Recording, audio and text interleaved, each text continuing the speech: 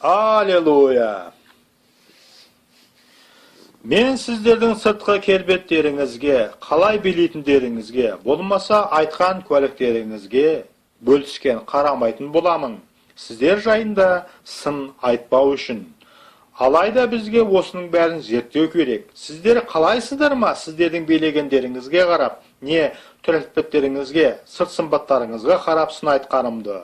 Әрине, сөзсіз бұл тәнті болуға лайықты, алайда кәнекей мұның арғы жағына көз жүгіртейік. Топ-тура осы үшін де бүгін біз осындамыз. Біз тек қана сыртқы келбетіне қарап, о Құдайым, қандай тамаша адам деп жайдан жай айта алмаймыз. Міне, сол себепті бүгін біз осындамыз. Сіз жайында тек бір ғана күлкіңізге қарап сын айтуға болмайды. Сіз жүрегіңізде де дәл осылай күлімдеп жүресіз бе? Бүкіл әлемнің көрермендері, сіздің осы уақытыңыз үшін рахмет. Біз қолдап қарсы аламыз сіздердің сенімдеріңізді. Бәрін де артта қалдырыңыздар, әрі сеніңіздер бір нәрсе болатынына. Әлде бір нәрсе сіздің қадамыңызды өзгертеді, сіздің бақытыңызды, сіздің танымыңызды өзгертеді. Бұл орындалатын болады.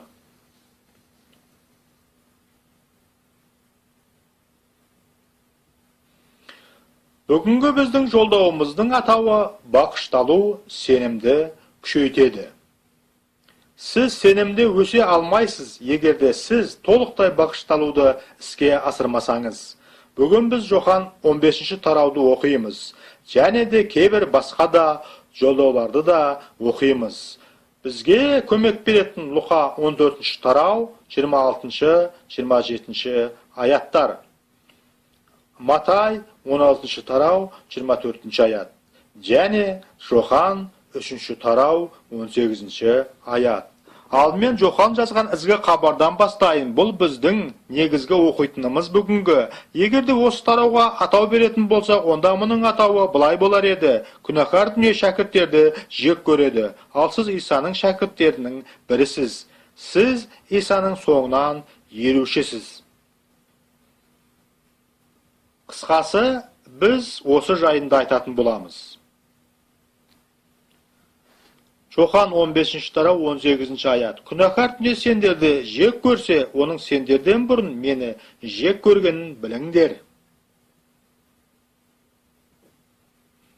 Бүгін біздің көпшілігімізбен не жағдай болып жатыр? Біз қиналып байбалам салудамыз көптеген мәселелерден. Бірақ біздің әкеміздің де осындай қиындықтары болған. Біздің Тәңіріміз Иса Мәсіхтің. Егерде осы дүниелік болсаңдар, ол сендерді өз адамдары ретінде жақсы көрер еді. Бірақ осы дүниелік емессіңдер. Сіз осы дүниедегілердің бірі емес екендігіңізге сенімді емесіз? Мен сендерді күнәһар дүниенің ішінен таңдап айырып алдым. Сондықтан да ол сендерді жек көреді. Мұның мәнісі, біз осы күнәһар дүниедеміз, бірақ біз оның бір бөлігі емеспіз. Егерде сіз Исаның соңынан еруші болып, осы күнәһар дүниеде болсаңыз да, сіз оның бір бөлігі емессіз. Міне, киелі кітап бұл жерде осы жөнінде айтады. Сол себепті де бізді күнәһар дүние жек көреді. Мінекей бізді не үшін жек көретіні, өйткені біздер бір бөлігі емеспіз осы дүниенің. Бізбен осы күнәһар дүниедегінің барлығының арасында кедергі тосқаулы бар. Егерде сіз Исаның шәкірті болсаңыз. 20-ші аятты оқиық. Мына айтқан сөзім естеріңде болсын. Қызметшінің жолы қожайыннан үлкен емес. Біздің қожайынымыз кім? Үйде 19-ші аяттан бастап аяғына дейін оқып шығыңыздар. Және де Жохан 3-ші тарау 18-ші аятты. Бұл барлығыңыз үшін өте маңызды. Және Матай 16-ші тарау 24-27 аяттарды оқыңыздар. Біздер оқып отырғанымыздың негізгі мәнісі біздерге осында жердегі өз өмірімізден бас тарту керек. Көктегі мәңгілік өмірді иелену үшін. Иса түсіндіріп өткен осы аят жолдарында басты екі сөз бар. Biz İsa'ны өзіміздің Тәңіріміз және құтқарушымыз ретінде бар жүрегімізбен қабылдаған сол сәтте, мұнда бар жүрегімізбен деп айтылған сөзге ерекше көңіл бөліңіздер. Бар жүрегімізбен қабылдаған сол сәтте мына күнәһар дүние бізді жек көрді. Алайда егерде сіз Исаны бар жүрегіңізбен қабылдамаған болсаңыз, көптеген бояма жасанды сенім ұстанғандармен қатар мен көктен туылғанмын деп айтып жүргендердің біріндей боласыз. Алайда сіз Исаны бар жүрегіңізбен қабылдағаныңызды растайтынның дәлелі бұл күнәһар дүниенің сізді жек көретіндігі. Күнәһар әлем ендігі шайтанның бақылауында болған. Сізді жек көреді. Ол Исаны жек көргендей, сізді де жек көреді. Біздің баз біреулеріміз айтуы мүмкін, неліктен біз азап шегуіміз керек, немесе өлуіміз керек. Ендігі Иса айқышта жеңіп шығып біз үшін азап шегіп құрбан болғаннан кейін деп. Я, Иса жеңіп шықты. Ол сіз үшін де, мен үшін де құрбан болды. Я, алайда біз өз-өзімізге сұрақ қоюымыз керек. Жохан 15-ші тарау, 20-ші аятта Иса не жайында айтты екен деп. Ол айтты, қызметшінің жолы қожайыннан үлкен емес. Күнәһарлар мені қудаласа, сендерді де қудалайды. Кез келген сенуші мен азап шекпеуге тиістімін де мәлім етсе, өткен Иса мұны ол үшін де істеді ғой. Онда сол адам Исаның айтқандарына іс жүзінде қарсы келіп тұр.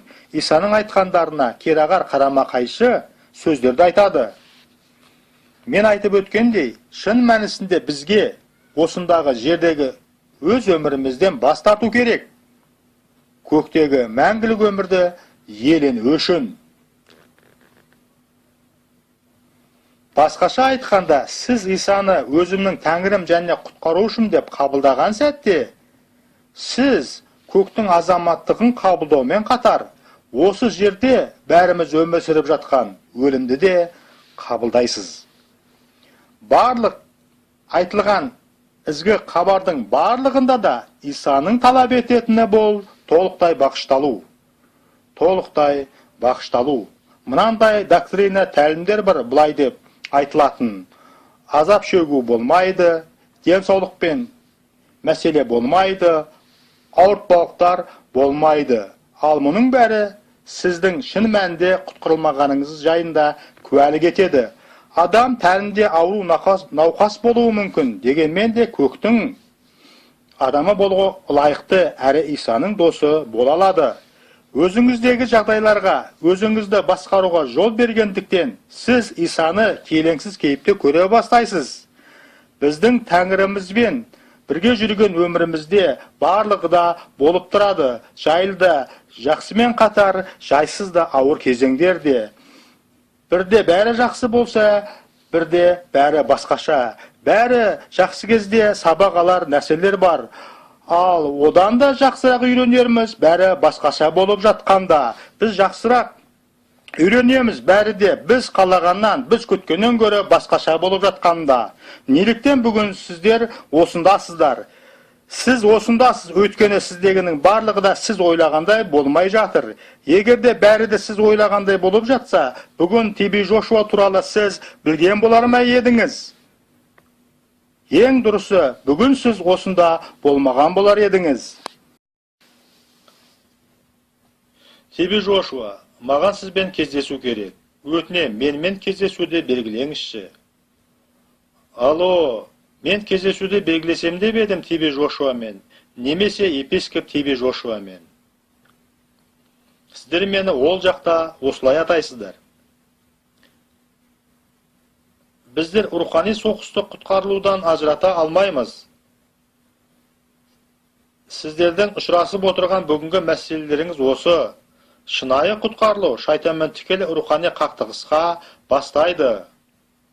Әркез дұға басталғанда ұрыс басталады. Физикалық тәне жағынан да, рухани жағынан да. Жындар маған рухани қарсы тұра алмайды, бірақ олар аяқтарымен мына жеріме соққы жасай алады. Кейде мен былай болып қаламын.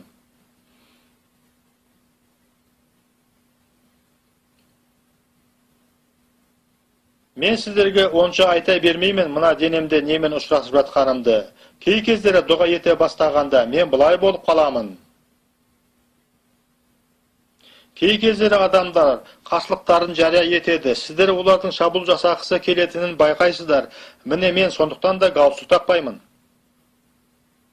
Егерде олар менің галстугіме жармасып жүрсе, олар мұны әдейі жасамайды ғой, алайда олар көресіңді көрсетуі мүмкін ғой. Сосын олар өз-өздеріне келгенде өздерін кешіруді сұрайды. Сіз Исаға толықтай бағышталуды іске асырған күні, сіз шайтанға қарсы рухани соғыс жарияладыңыз. Мен толықтай бағышталу турасында айтып тұрмын, сіздердің мәлім еткендеріңіз турасында емес. Назиреттік Исаны біреуге ешкімге ұқсамайтын дара деп мойындап, өзіңізді толықтай бағыштағаныңызда, сіз өзіңізді қас жауға айналдырдыңыз. Иса сізді құн төлеп өзіне алғанда, сіз осында жер бетінде кірме мен кезбеге айналдыңыз. Кезбелер кім екенін білесіз бе? Бұл тұрақты баспанасы жоқтар. Тұрақты жұмысы жоқтар. Тіпті егерде ол профессор болса да, ол өмір сүруі үшін қандай да бір табыс таба алмайды. Иса бізді құн төлеп өзіне алғанда, біз осы жер бетінде кезбелерге айналдық.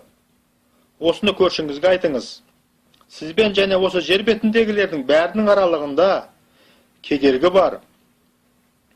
Бұл қандай кедергі? Сіз Исаны қарсы алмайтын сондай жерлерге бара алмайсыз. Көптеген жерлер бар, осы күнәһар әлемнің барып жүрген, және сіз ол жерлерге еш бара алмайсыз. Сіз Исаны дәртпейтін жерлерге баруға тиістісіз. Бүгін бұл әлемдегі тыныштық, алдамшы тыныштық. Қызметтес адам кеңсеге кіргенде компания басшысымен амандасу үшін ол айтады ізет көрсетіп, қайырлы таң мырза деп. Алайда оның жүрегінде дәл олай емес, басқаша.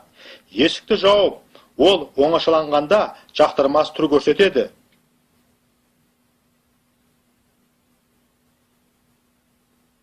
Ал басшысы оның сәлемін күлімдеп алған, еш сезіктенбейді оның өзін алдап тұрғанынан.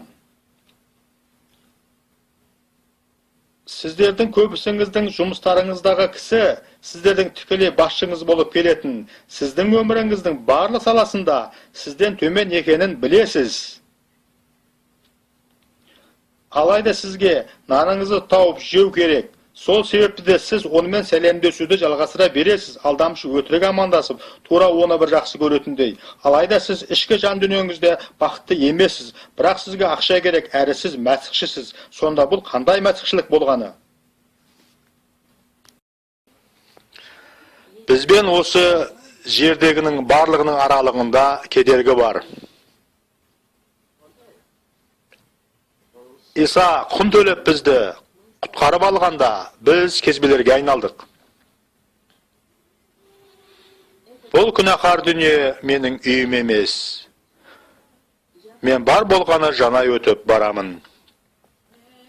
Менің қазына байлығым көкшіл түстің ар жағында сақтаулы тұр.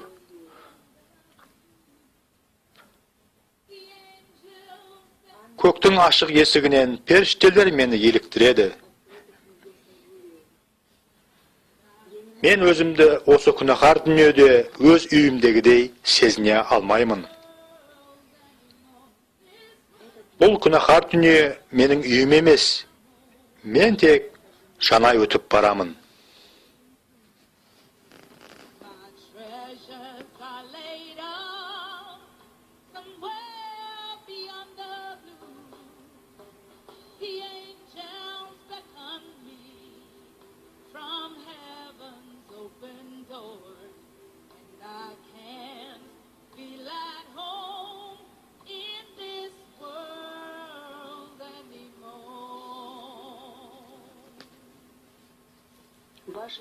Сіздің тәубешілігіңіз және сіздің неге сенгеніңіз, сіздің Burundары айтқандарыңыз көрініс таппайды. Мен Исаны Тәңірім және құтқарушым ретінде қабылдадым дейміз. Алайда бізге қабылдауға қатысты бір нәрсені түсінуіміз керек. Алдымен сіздің қабылдануыңыз мүмкін болмай тұрып, сіздің бағышталуыңыз Исадан өзіңізді қабылдауды сұрайды. Иса Тәңір, мен күнәһармын. Мені өзіңнің бағалы қаныңмен жуып тазалашы, менің жанымды құтқаршы дейміз. Сіз темекіні тастадыңыз, түнгі клубтарға баруды доғардыңыз, көре алмаушылықпен қызғануды доғардыңыз. Сол сәтте сіз бәрінде тастадыңыз. Бірақ жүректе олай болмай шықты. Әзірге сіздің жүрегіңіз айтқаныңызды қабылдамайынша, сіз өз жүрегіңіздей бола алмайсыз. Бағышталу Исадан өзіңізді қабылдауды сұрайды. Сіз көптеген нәрселерді істедіңіз. Әрі сіз істегеніңізбен істеп жатқаныңыз туралы мәлім етесіз. Алайда сіз жүрегіңізде олай емессіз. Сіз өз жүрегіңізде ондай адам емессіз. Міне сондықтан да егерде сіз темекіні тастасаңыз, сосын Исадан өзіңізді қабылдауын сұрадыңыз, және Исаның соңынан ерге шешім қабылдап темекіні тастадыңыз. Дегенмен де түсіңізде темекіні қолдануды жалғастыра бересіз. Сосын оянғасын сіз тіптен темекі тартқаныңызды да сезінесіз. Сіз ішімдікті тастадыңыз, алайда түсіңізде ішуді жалғастыра бересіз. Сіз неке адалдығын бұзуды доғардыңыз. Өйткені сіз Исаны өзімнің Тәңірім және құтқарушым деп қабылдадыңыз. Алайда түсіңізде сізбен бірге 20 әйел немесе ер кісі жүр. Өйткені сіз жүрегіңізде ондай емессіз. Мінекей сол себепті де соған ұқсас нәрселер әлі де болса әуелдегідей көрініс табуы да сондықтан. Мінекей біз айтып жатқан бағышталу деген осы. Бағышталу Исадан сізді қабылдауын сұрайды. Бағышталу көпір сияқты, жалғастырушы сияқты, байланыстырушы буын сияқты, әрі бітістіруші сияқты бізбен Исаның арасындағы. Бағышталу мәнісі сіз мұны бар жүрегіңізбен істедіңіз дегенді білдіреді. Сіз бағышталуды іске асырған сол мезетте осыған байланысты арнайы тесттен әрі сынақтан өтесіз. Айтып тұрғаныңыз шын мәнінде осы жөнінде екеніне көз жеткізу үшін. Адалдық, мен адалмын дейсіз. Сосын сынақ келеді сізге. Шын мәнінде сіз сондайсыз ба? Жоқ, әлде сіз сондайға ұқсап жүрсіз бе? Сіз Құдайға бағышталуды іске асырған сол сәтте осыған байланысты арнайы тесттен өтіп сынаққа түсесіз. Сіз осы сынақтан өтіп, өз бағышталуыңызда нық тұрсаңыз, Иса сізге көбірек және көбірек сенім береді. Сіздің қалай өткеніңіздің шама шарқына қарай.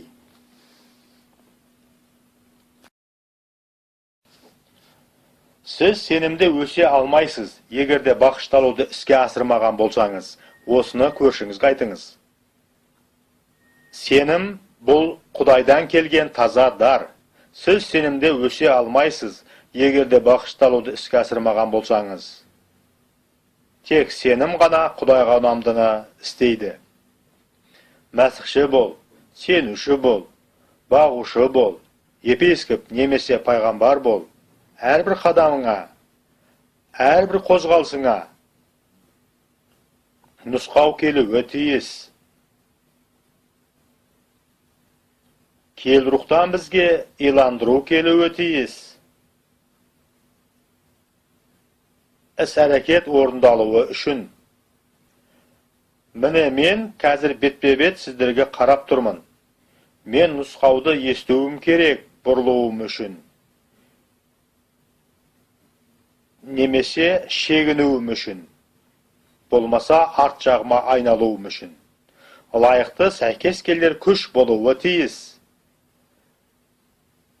Бізге киелі рухтан нұсқау келуі тиіс. Міне сол себепті кей кездері мен бұлай қозғаламын, сосын сіз ойлайсыз, оған не болған деп. Менімен бәрі де дұрыс, мен қызметкермін. Мен шеше алмаймын қайда барарымды, қалай тұрарымды, болмаса не айтарымды. Мен шеше алмаймын өзіме қандай ауыртпалықты алып жүретінімді. Мен қызметшімін, кірмемін. кезбемін осы жер бетіндегі. Сіз өз қожайыныңызды тыңдауыңыз керек, өзіңізді бақылауында ұстап тұрғанды. Алайда сіз бүгін қалай әрекет жасайсыз? Ашуланып, егер де сен бұл жерден кетпейтін болсаң, мен саған көрсетемін дейсіз.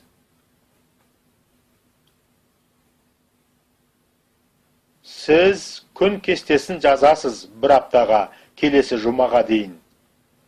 Өзіңізге ертең арғы күні не істеуім керек деп. Сіз жоспар құрасыз, үстіме не киейін, дүйсенбіге, сейсенбіге, сәрсенбіге дегендей. Алайда сіз Құдайдың қызметшісі емессіз бе? Сіз қайдан білесіз өмір сүретініңізді осы киімді кию үшін? Бұл сол ауыр қорлаудың бірі, біздің Құдайға қарсы жиі істеп жүрген. Бұл сол ең зор кертартпа кедергілердің бірі, өзіңіз шешу, ертең арғы күні не істейтініңізді. Ал Құдайдың ұстанымы қалай? Біздер осы шақты, осы уақытты иемденгенбіз. Ал Құдай біздің болашағымызды иемденген. Сіз ұйқыдан оянған кезіңізде әрі қарай не істеріңізді білмейсіз, ендігі тек Құдай арқылы болмаса. Міне сонда сіз Исаның соңынан еруші, оның ізбасарысыз, Құдайдың қорқынышы болады сонда. Сізге хабарласып сұрайды, сізбен ертең кездесуге бола ма деп. Сіз айтасыз, мен білмеймін, мен Құдай қызметшісімін дейсіз. Болмаса сізге айтады, кездесу келесі бейсенбіге белгіленген. Сіз қашан шығасыз деп сұрайды. Сіз кешіріңіз, бірақ мен кірмемін, мен кезбемін, маған жоғарыдан есту керек. Сізбен жолға алар ма екенмін дейсіз. Міне сонда сіз Құдай қызметшісіз. Сіз жеңімпаз өмірмен өмір сүре бастайсыз. Құдайдың уәкілі ретінде. Ал біз болсақ бәрімізде өмір сүруге дайындалып жатқан сияқтымыз. Өз болашағымызды басқаша құруды ойлап, бәрі де аяғынан басына төңкеріліп кеткен теріс қарай. Тура қазір мұны сіз бастай аласыз. Өз болашағыңызды жайына қалдырыңыз.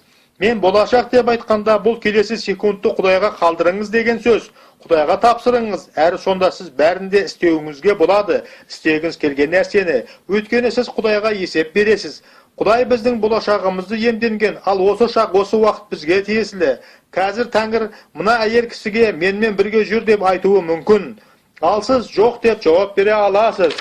Өйткені Құдай сізге әрекет ету еркіндігін берген. Міне сол себепті де Иса Бетезда тоғанның қасындағы адамнан сауыққың келе ме деп сұрады. Иса оған тұрда жүріп кет деп жай ғана айта алар еді. Алайда Иса сауыққың келе ме деп сұрады. Өйткені Иса білді таңдау еркі бар екенін. Әлгі адам да мені жайыма қалдыр, сенен маған ештеңе де керек емес деп айта алар еді. Нақ дәл солай, қазір сіз отырған кезде Тәңір сізге шығып кет деп айта алар еді. Ал сіз кетпейтініңіз туралы айтасыз. Ал Иса сізбен ештеңе де істемейді. Алайда сіз өзіңіздің құлақ аспағаныңыз үшін есеп бересіз. Сіздер болашақта өздеріңіздің бағынбағандарыңыз үшін есеп бересіздер. Есеп алу болашақта болады. Ал осы шақ, осы уақыт сіздерге тиесілі. Сіз өзіңіздің өміріңізді бастауыңызға болады. Өзіңіздің болашағыңызды Құдайға қалдырып, тапсырып, барлық жоспарлар ендігі сізде бар. Бұл кедергі. Осыны бүгін байқап, жаттыға қолданып көруді бастаңыз. Көршіңізге айтыңыз, кәнеке ертең кездесейік. Ал көршіңіз былай деп айтсын, тыңдашы, мен қызметшімін. Бұл жөнінде маған Құдаймен кеңесуім керек деңіз. Осыны қазір айтыңыз.